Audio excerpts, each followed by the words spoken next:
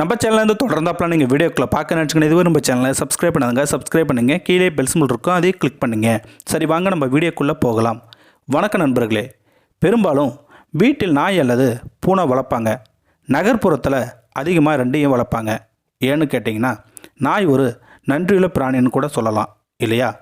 தன்னோட எஜமானிக்கு நன்றி கடனாக இருப்பது ஒரு நாய் மட்டும்தான். ஏன்னா தன்னோட குடும்பத்தில் ஒரு பிள்ளையாகவே வளர்ப்பாங்க. அப்படிப்பட்ட பிராணி தான் இந்த நாய்.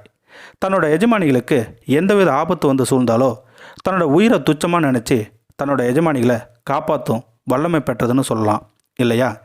எப்பயுமே தன்னை வளர்த்த எஜமானிகளுக்கு நன்றி கடன் ஆற்றிக்கிட்டே தான் இருக்கும் இந்த நாய்கள். இங்கேயும் அப்படிதாங்க. ஒரு நாய் செய்த செயலால் ஒரு உயிரே காப்பாற்றுற சந்தர்ப்பம் கிடைச்சிது. அப்படிப்பட்ட வீடியோ தான் இப்போ நாம் பார்க்க போகிறோம். இது இன்ட்ரெஸ்டாகவும் ஹார்ட் டச்சாகவும் இருக்கும். அதுக்கு முன்னாடி நம்மளுடைய சேனலுக்கு லைக் பண்ணுறதை மட்டும் மறந்துடாதீங்க. ஏன்னா நாம் போடுற வீடியோ உடனுக்குடன் அப்போ தான் வரும். சரி, வாங்க நம்ம வீடியோக்குள்ளே போகலாம். இது முழுக்க முழுக்க அமெரிக்காவில் உள்ள மிச்சிகன் மாகாணத்தில் நடந்த உண்மை சம்பவம். அமெரிக்காவில் மிச்சிகன் மாகாணத்தில் 80 வயது முதியவரும் தன்னோட மனைவியும் வாழ்ந்து வந்தாங்க. அந்த 80 வயது முதியவருக்கு குழந்தைகள் இல்லை. இதனாலேயே கணவன் மனைவி இருவரும் தனிமையாக தான் வாழ்ந்து வந்தாங்க. அது மட்டும் இல்லைங்க, அவங்க வீடும் தனிமையாக தான் இருக்கும். அதுக்கு பக்கத்தில் அடர்ந்த காடுகளும் இருக்கும். கணவன் மனைவி இருவரும் தகுந்த பாதுகாப்போடு தான் இருப்பாங்க.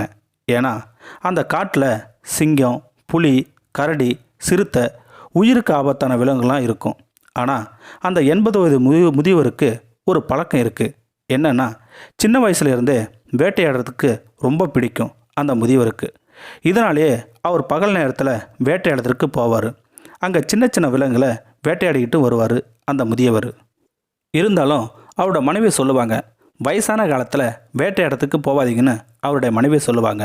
ஆனால் அந்த முதியவர் கேட்க மாட்டார். இது அவருக்கு ஒரு பொழுதுபோக்காகவே இருந்தது அந்த முதியவருக்கு. அப்படி தான் ஒரு நாள் வேட்டைக்கு காட்டுக்குள்ளே போகிறாரு அந்த முதியவர். தகுந்த பாதுகாப்போடு காட்டுக்குள்ளே வேட்டையாடுறதுக்கு போகிறாரு. போகிறதுக்கு முன்னாடி நமக்கு தேவையான கருவிகள், துப்பாக்கி, வில்லு, தகுந்த ஆயுதங்களை எடுத்துக்கிட்டு போகிறாரு அந்த முதியவர்.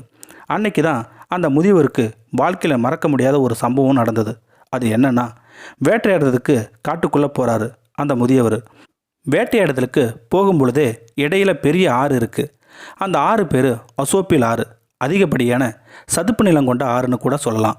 அப்படிப்பட்ட ஆறு தான் இது. அந்த ஆற்றை கடந்து தான் விலங்குகளை வேட்டையாடுறதுக்கு போகணும். அது நல்ல வசதியாகவே இருக்கும். அந்த 80 வயது முதியவரும் அந்த ஆற்றை கடக்கிறதுக்காக ஆற்றுல இறங்குறாரு. இறங்கி கொஞ்சம் தூரம் போகிறாரு அந்த முதியவர். போனதுமே அதிகப்படியான சேத்துல சிக்கிக்கிட்டார். அவருக்கு ஒரு நிமிடம் என்ன பண்ணுறதுன்னு ஒன்றுமே புரியல. இருந்தும் அவர் முயற்சி பண்ணுறாரு அந்த முதியவர். அவரால் முடியல. உடனே பாதுகாப்புக்காக வச்சிருந்த துப்பாக்கியால் 3 தடவை சுடுறாரு அந்த முதியவர்.